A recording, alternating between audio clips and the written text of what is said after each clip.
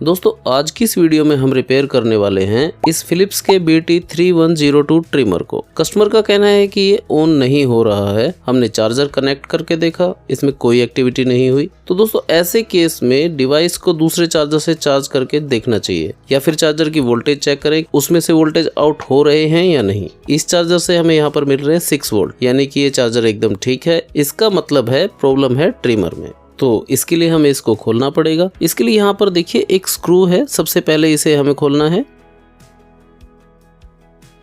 अब इस blade head को इस तरह से निकाल देंगे। अब इसके अंदर यहाँ पर आपको 2 स्क्रू दिखाई देंगे, इनको भी खोलना है। ओके, अब ये दोनों स्क्रू बाहर आ गए हैं।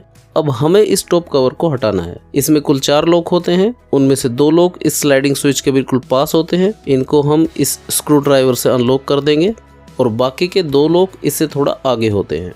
इनको हम इस पत्ती से ऐसे अनलॉक करेंगे तो ये टॉप कवर बाहर आ जाएगा। ये देखिए, ये हैं वो 4 लॉक। अब ये टॉप कवर हटाने के बाद आपको इसके नीचे भी एक स्क्रू देखने को मिलेगा, हमें इसे भी खोलना है। ओके, ये बाहर आ गया।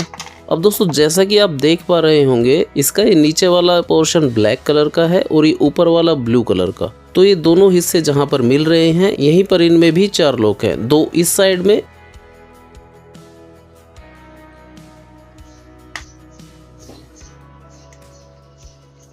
और 2 इस साइड में। दोस्तों मैं ये सब इतनी डिटेल में इसलिए बता रहा हूँ, कई मैकेनिक द्वारा या कस्टमर के खुद के द्वारा इतनी बुरी तरह से खोला जाता है इन ट्रिमर को कि उस ट्रिमर की पूरी बॉडी पर स्क्रू ड्राइवर के या टूटने के निशान पड़ जाते हैं, क्योंकि उनको एग्जैक्टली नहीं पता होता कि लॉक कहाँ पर हैं और वो कहीं भी स्क्रू ड्राइवर घुसाकर कवर को उखाड़ने की कोशिश करते हैं। इससे उस पर निशान पड़ जाते हैं और सभी लॉक भी टूट जाते हैं। इसी वजह से फिर ट्रिमर ठीक से बंद नहीं हो पाता। लेकिन अच्छा मैकेनिक वही माना जाता है जिसके रिपेयर करने के बाद उस गैजेट पर कम से कम ऐसे साइन हो जिससे कि ये पता चले कि इसको रिपेयर किया गया है। ओके, ट्रिमर ओपन होने के बाद हमें इस मैकेनिज्म को बाहर निकालना है। इसके लिए हम सबसे पहले इसके कनेक्शन चार्जिंग सॉकेट से अलग करेंगे।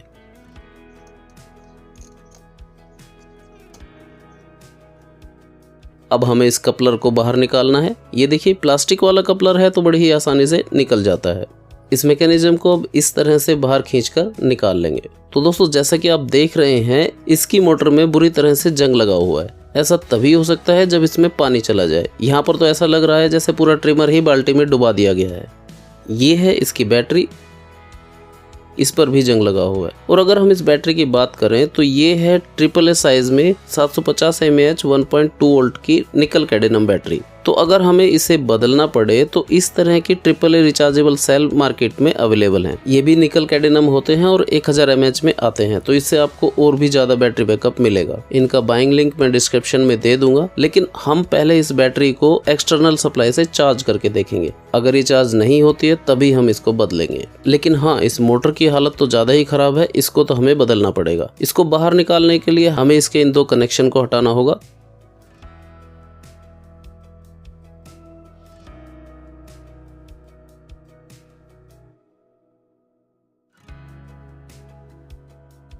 और फिर इस तरह से ये मोटर बाहर निकल आएगी।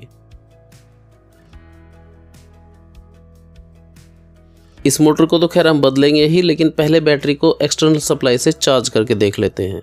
और ये बैटरी सही से चार्ज हो गई है। देखिए मैं इसकी वोल्टेज आपको दिखाता हूँ, 1.3 वोल्ट। तो अभी तो हम इसी बैटरी का यूज करेंगे। अगर बैकअप कम की प्रॉब्लम होगी तो हम इसको बाद में चेंज कर सकते हैं। दोस्तों अब आता है सबसे मेन काम, और वो है इसकी मोटर को चेंज करना। इसके पहले जो मैंने ट्रिमर पर वीडियो बनाई थी, उसकी कमेंट में हमारे बहुत से दोस्तों ने ये सवाल पूछा है कि हमारे पास फलां कंपनी का ट्रिमर है, क्या उसकी मोटर मिल जाएगी। तो फ्रेंड्स, पहले की अपेक्षा आजकल लगभग सभी तरह की मोटर ऑनलाइन आसानी से मिल जाती है। इनमें से कुछ का लिंक तो मैं आपको डिस्क्रिप्शन में दे दूंगा। लेकिन दोस्तों अगर सेम मोटर मिल जाए तो उसका बदलना बहुत ही आसान होता है। लेकिन असली मैकेनिक वो होता है जो same to same parts available ना होने पर भी गैजेट को ठीक कर सके। तो इस वीडियो में हम इस ट्रिमर के माध्यम से ऐसे ही कुछ चीजों पर डिस्कस करेंगे। अब यहाँ पर मेरे पास ये एक मोटर है जिसका साइज बिल्कुल सेम हमारी खराब वाली मोटर के बराबर है, लेकिन ये 3 वोल्ट की है, जबकि इस ट्रिमर में 1.2 वोल्ट की बैटरी लगी है। तो इसमें हमें 1.5 वोल्ट की मोटर लगानी पड़ेगी। तो सबसे पहले तो आपको ऑनलाइन मोटर सेलेक्ट करने में उसकी वोल्टेज ही देखनी है, और दूसरी बात होती है उसका साइज। अब ये एक मोटर है, ये 1.5 वोल्ट की है, लेकिन ये थिकनेस में पहले वाली से पतली है। पर इसकी लंबाई सेम है। देखिए ब्लैक वाला पार्ट भी ऐड करें तो ये दोनों लंबाई में बराबर हैं। अब ये मोटर साइज में थोड़ी पतली जरूर है, लेकिन फिर भी ये इस ट्रिमर में आसानी से फिट हो जाएगी। मैं बताता हूँ कैसे। देखिए ये जो छोटा सा हिस्सा मोटर के पीछे बाहर की तरफ निकला हुआ है, ये ट्रिमर की केसिंग में पीछे उस होल में सेट हो जाएगा और आगे भी ऐसा ही एक होल बना हुआ है, मोटर का आगे वाला हिस्सा इसमें फिट हो जाएगा। तो इस तरह से ये मोटर केसिंग में पतली होने के बावजूद भी सेंटर में बनी रहेगी। फिर भी आप किसी अलग तरह के ट्रिमर में इस मोटर का यूज कर रहे हैं तो आप पेपर टेप या पीवीसी टेप की मदद से इसके थिकनेस को बढ़ा सकते हैं। फिलिप्स के इस ट्रिमर में तो ऐसा करने की जरूरत नहीं थी, लेकिन मैंने आपको ये करके दिखाया कि आप ऐसा कर सकते हैं। ओके, अब इस मोटर के कनेक्शन को जोड़कर हम टेस्ट कर लेते हैं।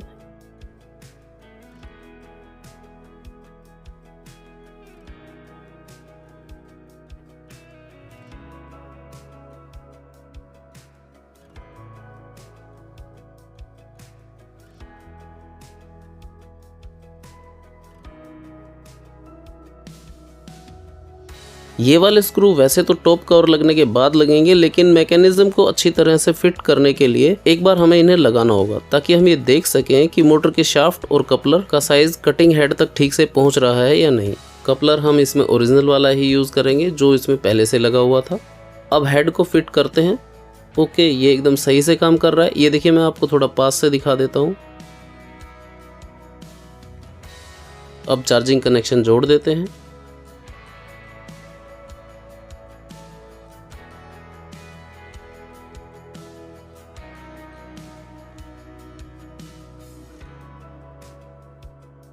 ये स्क्रू वापस खोलने हैं।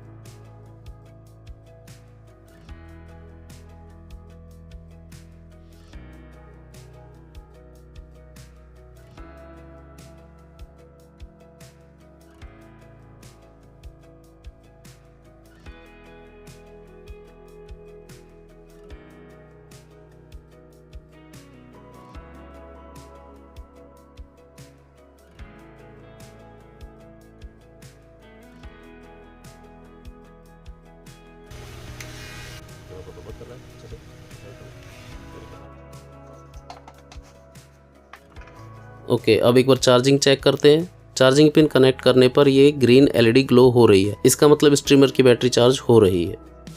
ओके दोस्तों, अगर ये वीडियो आपको यूजफुल लगे तो इसको लाइक कीजिए, अपने मैकेनिक दोस्तों के साथ इसको शेयर कीजिए और ऐसे ही और यूजफुल वीडियो देखने के लिए इस चैनल को सब्सक्राइब कर लीजिए। मैं मिलता हूँ आपसे अगली वीडियो में, तब तक के लिए जय हिंद, वंदे मातरम।